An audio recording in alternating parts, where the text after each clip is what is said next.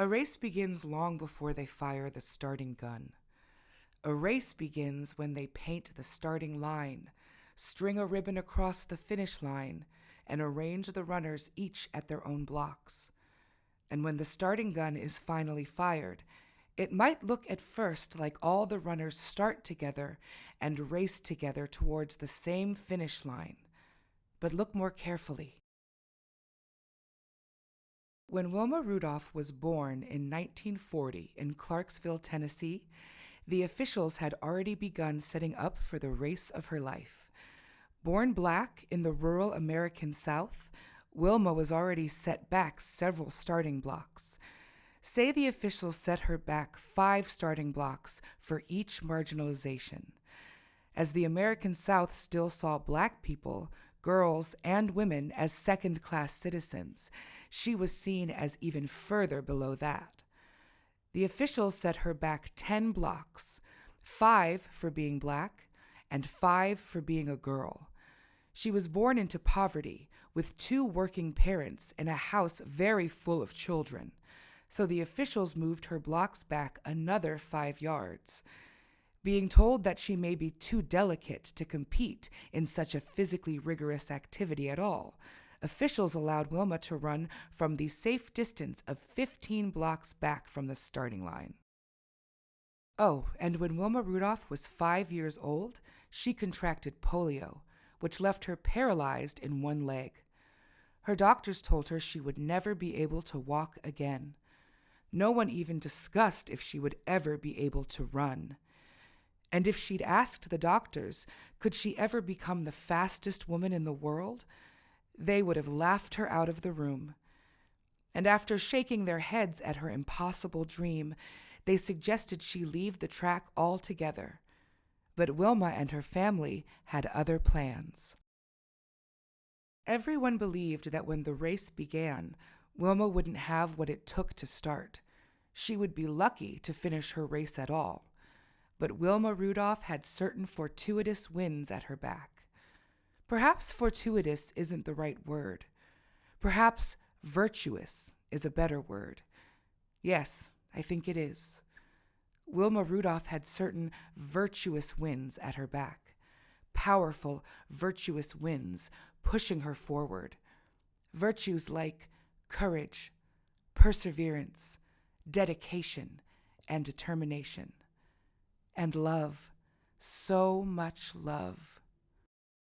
Including siblings and step-siblings, Wilma Rudolph's family numbered 22, though that wasn't unheard of back then. Similarly, many of the siblings still lived together in her family's small home. With so many mouths to feed, it was an impoverished upbringing. But while her family may have been poor in money, they were rich in love. Because while all those brothers and sisters meant that meals must be shared between a lot of hungry children, those same brothers and sisters sparked a lot of love that could also be shared between them. So much love, in fact, that although they didn't even have electricity, it lit their home at night and on their darkest days. Wilma Rudolph's doctors told her she would never be able to walk again. But Wilma Rudolph's mother, Blanche Rudolph, told Wilma that she would. And though doctors know a lot about how the body works and how a body is likely to heal, mothers know how the spirit works and what is possible to heal. And so the virtuous winds of her mother's faith and her family's love blew Wilma to Meharry Medical College in Nashville, 50 miles each way, once a week for 2 long years. It was the closest hospital that would treat black patients in 1945. Wilma's long journey to recovery began with the long journey to Nashville, which her mother made with her over 100 times. And then there was the homework. At Meharry Medical College, the doctors and nurses taught Wilma's family a special technique for massaging Wilma's paralyzed leg. This technique would help her muscles begin to whisper gently to her nerves again, to reawaken them so she might regain control of her leg. 4 times a day for 2 years. 4 times a day. Wilma's brothers and sisters took turns massaging her leg at home. Love can take many forms. In Wilma Rudolph's childhood home, for 2 long years, love took the form of her brothers and sisters' tired fingers and the tedium of missed opportunities to go out and play with her friends, choosing instead to stay inside and rub their sister's leg back to life. Wilma Rudolph's mother, Blanche Rudolph, was right. Through her unwavering conviction and through the commitment and determination of her brothers and sisters, Wilma Rudolph's leg managed to slowly recover, nerve by nerve and step by step. She was able to walk again. In 1952, at the age of 12, Wilma Rudolph was finally able to remove her leg brace for the last time. And eventually, she was able to skip again, and jump again, and run. In fact, she healed so well, eventually she could do more than just run like her family and friends. And where once polio had moved the finish line for Wilma Rudolph almost impossibly far away from the starting line, her family seized the ribbon and retied it triumphantly, well within sight. And she'd forever feel the steady breeze of their love and faith and commitment blowing against her back as she ran. And she ran faster and faster and faster. In 1954, at the age of 14, Wilma Rudolph joined her school's basketball team. She'd never dreamed of competing at basketball when she was a child, not because she didn't think her leg would ever be strong enough, but because in 1955, most girls had never seen women compete in sports at all, much less black women and girls. In 1955, there were so few bright stages on which female athletes could perform that most young girls had no female athletes as role models or heroes. And if that was true for girls, it was doubly true for black girls like Wilma. In 1955, Wilma Rudolph joined her school's basketball team because she loved playing basketball. She had no dreams of bigger gyms or brighter lights. She just wanted to play the game. It turned out Wilma Rudolph was good at basketball. Really good. She was tall, she was skillful, she was competitive, and she was fast. Really fast. Her coach, a man named C.C. Gray, affectionately nicknamed her Skeeter, because to the players on the other team, Wilma Rudolph was as fast and irritating as a mosquito, buzzing up and down the court relentlessly, and you couldn't help but notice her presence when she was on the court. Everyone noticed Skeeter when she flew around the basketball court, moving so fast she was almost a blur. The fans noticed. The coaches noticed. Her teammates and her opponents noticed. Even the referee noticed. At one particular game, the referee was a man named Ed Temple, who happened to be an expert on what fast looked like. Ed Temple coached the women's track team at Tennessee State University, and one of his jobs was helping young blurs bring their lives into focus. Ed Temple watched Wilma Rudolph buzz around the court one game and invited her to come train with the Tennessee State University Tiger Bells women's track team during the summer. Ed Temple wanted to see Wilma tap her potential, refine her technique, and aim her blur at finish lines instead. Every champion needs a champion. Ed Temple wasn't just a good track coach with the ability to help young racers get faster. He was a great leader for young black women, a great teacher with the broad perspective of a sociology professor, and the vision of an architect with a plan for a spiral staircase which could lead his girls from the poorest fields of the Jim Crow South to the loftiest and most level tracks of the world's greatest coliseum. As their coach, Ed Temple taught his young athletes how to run faster and to be the first across the finish line at 100 meters. But he also taught these same young black female athletes that the real race, the invisible race, the important race, was won when they arched themselves proudly across the graduation line of college. Only then could they crown themselves winners for the rest of their lives, empowered to control their own destinies in a way that young black women were rarely afforded. Every champion needs a champion. Coach Ed Temple was a champion's champion. So as a teenager, still in high school, Wilma Rudolph began training with the women's track team of Tennessee State University, the Tiger Bells, coached by Mr. Ed Temple. The Tiger Bells taught her to be a better runner, how to start quicker, lift her knees higher, finish stronger, to make her fast body even faster. The Tiger Bells were a great track team. The Tiger Bells were also a powerful and nurturing family, and they helped Wilma Rudolph learn to study, work, travel, and carry herself proudly, but carefully, through a world that rarely treated black people with dignity. Every girl looked out for the girls in the lanes next to her, and the older girls always passed the baton along to the younger girls who were learning to run the next leg. And so as Wilma Rudolph trained to be a Tiger Bell, she began to win races. And as Wilma Rudolph won races, the Tiger Bells won races. Think about those silent moments that must feel like an eternity between when the referee yells, "On your mark," and then, "Get set," and finally, "Go!" Snapping back to the instantaneous present at the blast of the starting gun. What a short time that actually is. Now think about this. When Wilma Rudolph was 12 years old, she removed her leg brace for the last time. "On your mark."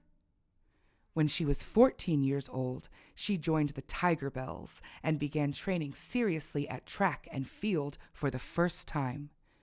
"Get set." And when she was just 16 years old, she made the U.S. Olympic team and medaled in the 4x100-meter race in the 1956 Olympic Games in Melbourne. Go! In 4 years, Wilma Rudolph went from limping around her farm in Clarksville to setting an Olympic record in the 200-meter qualifying heat. And to think that Wilma Rudolph wasn't yet considered the fastest woman in the world. In 1956, at 16 years old, Wilma Rudolph was the youngest U.S. Olympian on the team. As she stood on the bronze medal podium, she could look up and see the silver medalist one small step above her, and then the gold medalist one small step above that. And beyond the gold medalist, Wilma Rudolph saw an open sky full of stars and a glimpse of the opportunity to rise and take her place among them. The next Olympics would be in 1960, so Wilma Rudolph had 4 years to ascend. The 1960 Olympics in Rome were the first to be televised live in the United States. Before 1960, if you had the time and money to travel around the world to the Games, you could witness the world's finest athletes in person with your own eyes. And few very fortunate Americans were able to do that. But in 1960, for the first time, you didn't need to travel to the Olympic Games. The Olympic Games could travel right to you. You could have a front row seat for every race, right in your living room.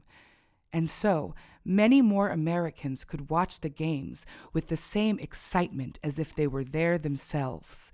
And not just the fortunate few who had wealth. As long as you had access to a TV, you could watch the Games. Every Olympic Games introduces the world to new heroes.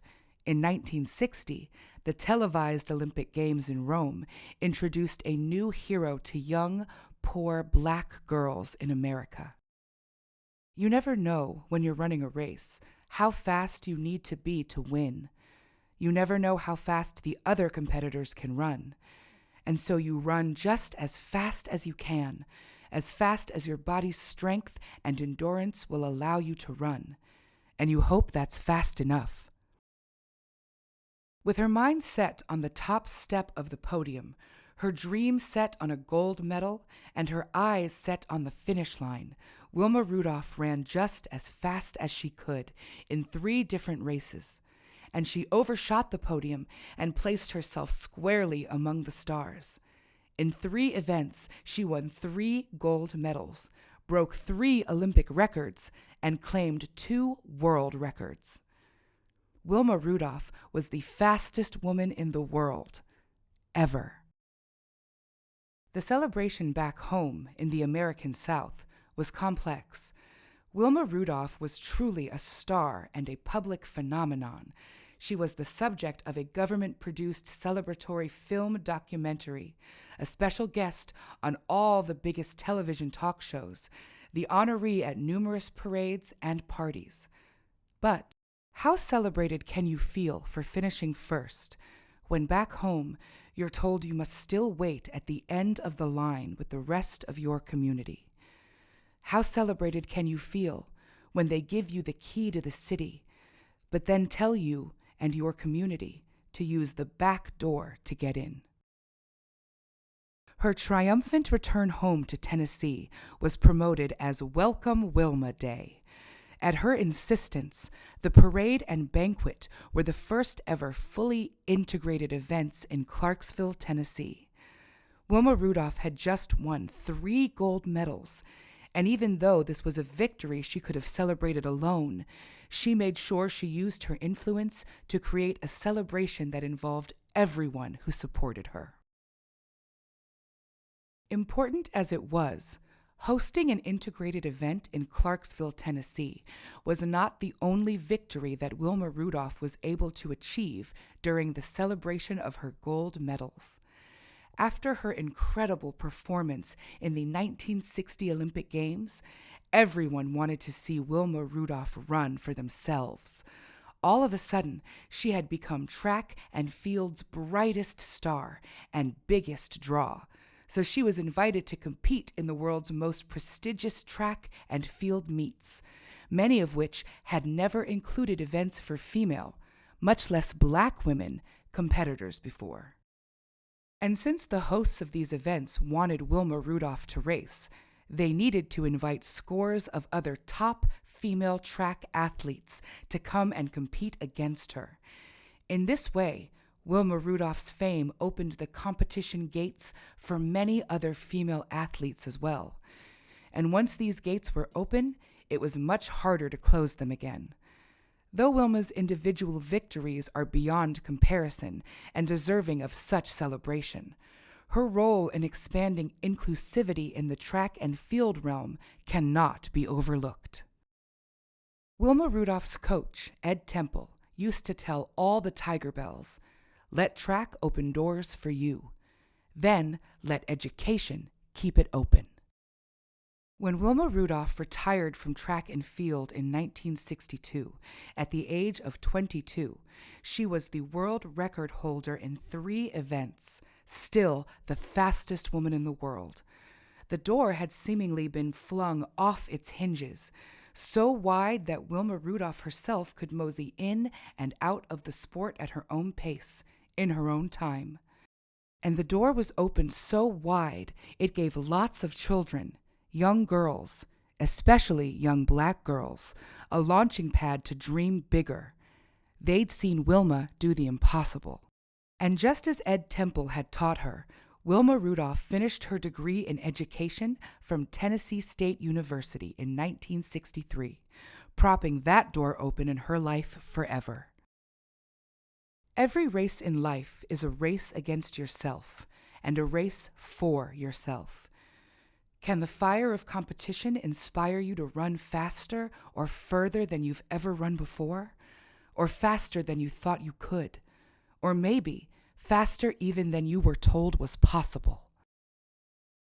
Before anyone had ever been the fastest in the world, or the fastest woman in the world, or the fastest black woman in the world, they were first the fastest they have ever been for themselves, standing atop a podium next to themselves of yesterday, who pushed them up to the top step through their own hard work, determination, commitment, and courage. Those among us who lead the way bring the rest of us forward with them toward a future where all the starting blocks may align, and where we are all privileged enough to aim for the same finish line. Wilma Rudolph has handed us the baton and left us with a growing lead.